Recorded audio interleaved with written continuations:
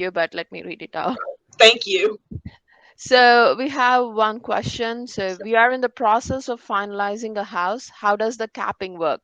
Is our Okay. kid's spot guaranteed when we register now, since the base school is still uncapped? So I'm not the best person for capping, but I do know this. Um, the cap out list has already been approved by the board for the 22-23 school year. Hmm. You have to live at your address before the cap out date. For some schools like Mills Park, the cap out date was a long time ago because they've been capped for several years. So you may have to contact the school, the capped school, to see when the cap out date is. Um, and so that if you know your base is capped, I would say go ahead and contact that school and see what the cap out date is. You would still enroll at that capped school, but you would be assigned to the overflow school.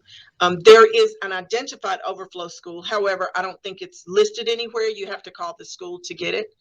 And sometimes, depending on how big the school is, there may be two cap out schools based on your address. So you would want to contact the school to get that cap out, the overflow list, or to see what the overflow school is, and find out the cap out date. So you have to live in a cap school area before the cap out date in order to enroll. And you need to enroll by April 1st. If your school is capped and you live there before, you need to enroll by April 1st. So try to go ahead and enroll now if you can. Okay, I think we have Siva Vibus who has a question. So let's go ahead, Siva. You can Okay. unmute yourself and ask your question. So thank you for arranging this session. Okay, it's very detailed. And the question that I have is transfer status at the magnet school will not give them magnet priority. That's So correct. That's correct. So if you get into a magnet school through the magnet application process, then you have magnet status. That gives you priority on that pathway that I mentioned earlier. If you get a transfer into a magnet school, so a transfer says, hey, I have a hardship or whatever, please let me in. And so a transfer, I'm going to say, it's not going to sound well. A transfer is almost like a favor. The school system says, okay, we're going to let you into the school, but it does not give you the priority that magnet status does to continue at the next level. You can still apply for the next level magnet school, but your application would be based on the socioeconomic status of your base school and your home address, and would not consider your magnet priority because you don't have magnet priority. You have transfer status. You can continue to try to apply back to the magnet school each year to see if you can get magnet status. You're welcome to do that. Um, Sometimes it works, sometimes it doesn't, because sometimes there are no magnet seats and upper grades, and so you don't get selected. But you and can make the request.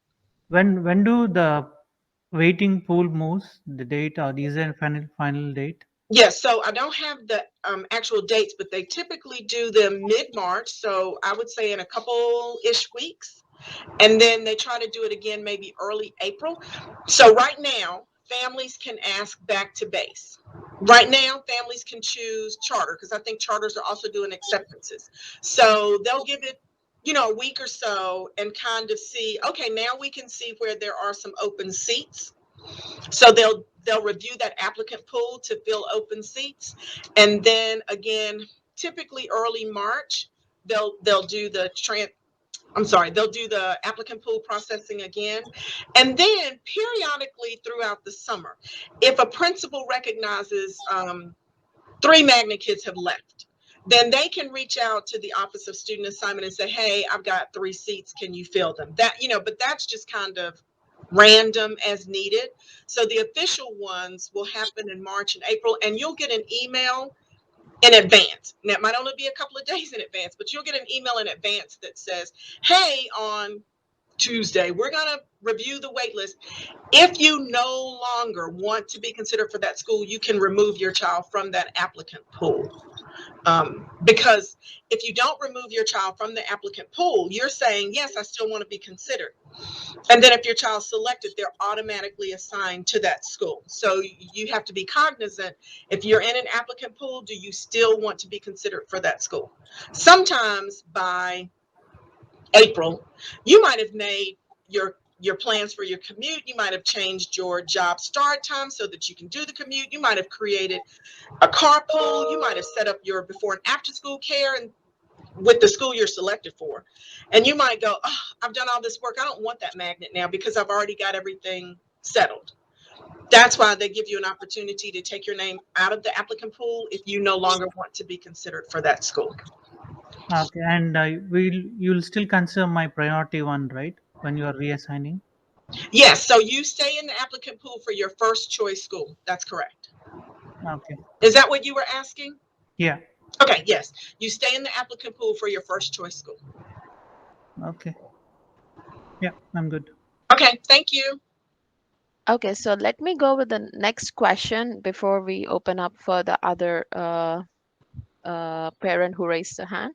Sure. So, how does the admission process work for students moving from other state since the lottery process has been completed now?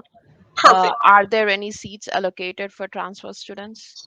So we don't hold any seats back just for new families, but sometimes there are seats that are still available. Typically, the seats that are still available are what we call priority magnet seats. That means not those lottery seats that I mentioned, but seats that are designed to help create that economic diversity. So there are often some schools that have some random priority seats at different grade levels. If you move here after the application period, you can enroll. You have to enroll first, get a student ID number, but then you can submit a transfer request asking for up to 3 schools. It's better if the family reaches out to me because I can say, oh, here are the schools that may still have seats. Like there's some magnets that I know. Combs is always very popular, and typically they won't have any seats available, any priority magnet seats available. You can still do a transfer request to see if you can get a transfer seat, but they might not have any more magnet seats available. So if you reach out to me, and please feel free to share my contact information, I can give a new parent, an idea of here's some schools that might have some seats. So there is the opportunity for parents who move here new to submit a transfer request for between 1 and 3 schools. At any time after you enroll, you can do the transfer request and ask for a magnet school. Okay. So let's go with Unnati. So I think you have a question. Hi, thank you for the session. So yeah, Siva, what he has asked has covered most of my question, but still, I want to reiterate. Like, so my first option for a magnet application was for Fuller, Mhm. and my kid got assigned to the third option, that was AB Coms. Uh-huh. So I am still in the application pool for Fuller, right? That is correct. And is there a way to know like what is the wait list number we are in? So the applicant pools are non-numeric. So there's not a way to know what number you are. You just know you're in the pool. And what they do is they'll just look at the run, like spin another selection and pull a name. So they use the same selection priorities, but you're not in a specific place on the list. And you said like by mid of March, I mean, we will come to know like if we are getting assigned to the first priority one. I mean, our So they'll do it twice. They usually do it midish March, like in the next couple weeks after the transfer period, and they kind of know, oh, these kids went back to base, so now there's some seats, right? hmm. And then they'll do it again, say early April, because once you pull those kids out, maybe there's still some seats, or people leave or whatever. So they'll do it again like early April. Oh, okay.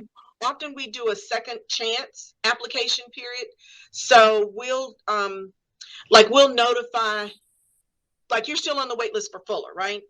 If I know, and Fuller doesn't often pull a ton of kids from the wait list, sometimes, but not a ton. So then we'll reach out and say, hey, Fuller doesn't have seats, but Poe offers the exact same program and might have some seats. Would you be interested in Poe? Even if you didn't apply to Poe the first time, you could apply to Poe and still be on the Fuller wait list. So we try to look at ways to help all of our magnet schools, especially those with newer programs. So that's usually where you're going to find an open priority magnet seat, is a school that has a newer magnet theme. So Combs has had their theme for 20 plus years. Fuller has had their theme for over 30 years. They're tried and true. People love them. They're very popular. New themes sometimes take a minute to catch on. So Fuller might not have any more seats, but Poe, who has been offering that theme maybe 4 years, might have some seats. And would you be interested, if you can't get Fuller's GTAIG, would you be interested in Poe GTAIG? So we'll do some of that outreach as well. Okay, got you. And so do you change the bus stops every year? I mean the bus routes? They review them every year. They try not to make big changes, but they will change some. If, let's say, they have a stop, but there are no more kids that are going to ride that stop, then they'll change the stop. So they do review them every year, although they don't make changes to every single one every year. And when do we come to know if I mean when do they typically do? So I'm laughing because the bus route information is like, it usually comes out like a couple weeks before maybe school starts, because they look at when I say they review them, they do review them, but they kind of wait until all the assignments are kind of settled, right? So they might not review the stops until like May, after that, we've done the 2 waitlist processing, and they feel like, okay, now everybody's assigned. Now we'll start looking at stops where they plot where students live, and that's how they kind of look at the stops. So sometimes it's June, July before you really know where your stop is. Oh my God. Actually, we are looking to move somewhere where it will be close to the school, because we currently live in Cary. So that's what we want to make a decision. So can I tell you one thing about moving, since you asked the question? When you're moving, okay, this is going to sound really bad. Don't move into the base. If you move to an address that's the base for that school, I shouldn't say don't move. I just want you to be aware. So move wherever you want. I'm sorry, move wherever you want. If you move into the base attendance area for that school, you'll go, but now you're assigned as a base student. So I'm going to share something else with you while I'm talking. You are assigned as a base student, right?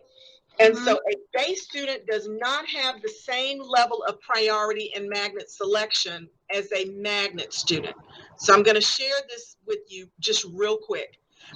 So I mentioned earlier about, priority, right? So if you're already in a magnet school, then you have a priority if you follow your pathway. So you'll see here, siblings are first. Siblings are always first. And then priority 2 is if you're a magnet kid and you're following your pathway. So you're going from a GT elementary to a GT middle, right? Then priority 3, I'm a magnet kid, but I want a different pathway. So I'm going from a GT elementary to an IB middle school. You're priority 3 because you fall behind the IB kids that are priority 2. Base kids do have a priority, but now you're priority 4, right? Sometimes some schools don't get down to their priority 4 kids. They only take priority 2 and maybe some priority 3. Right now, Moore Square is really small. They get all of their priority 2 kids. That's kids at Poe and Partnership. They pick up some priority 3, so you could be at a different GT and maybe get in, but they don't have as many magnet seats as other magnet schools. And then here, you're priority 4. So let's say you move into the base attendance area for Fuller. I'm making this up. Now you're priority 4.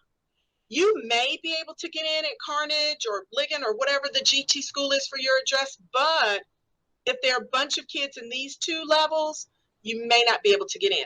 So I'm not saying don't move into the base. I am saying just kind of know what it means if you have base status at a school. That was a long answer. I'm so sorry. So, Mr. Mani, I know a Thank lot you. of our Thank you so parents. much. Thank you so much for your answer and the session. It You're helped a lot. welcome. You're welcome. I'm sorry that answer was so long. Yes. I know a lot of parents, and we love magnet schools, and they are located at a different area than where most families reside. So why don't you improve the transportation services better? That's a great question. Because we will be more attracted towards those Yes. schools. And so we are always working with transportation to try to improve that. And we've added some areas of neighborhood because every neighborhood works better, of course. Mhm. So we have worked slowly to add some areas of neighborhood transportation for some of our magnet schools. And then the pandemic, and then the staffing shortage, and then but we continue to work with our Office of Transportation on providing better transportation. The board is going to have some conversation about big picture transportation and how that negatively impacts some of our magnet schools, and how as a district we can do better if we really want our magnets to work. We've got this product, right? We really want it to work. How can we better support that and make it more attractive? So we are having those conversations. They are sometimes very slow going, but we are having them. Yeah, It thank would you. be great if you're having a conversation with your board member and you could mention that. That would be fabulous. Sure, thank you. Thank We you.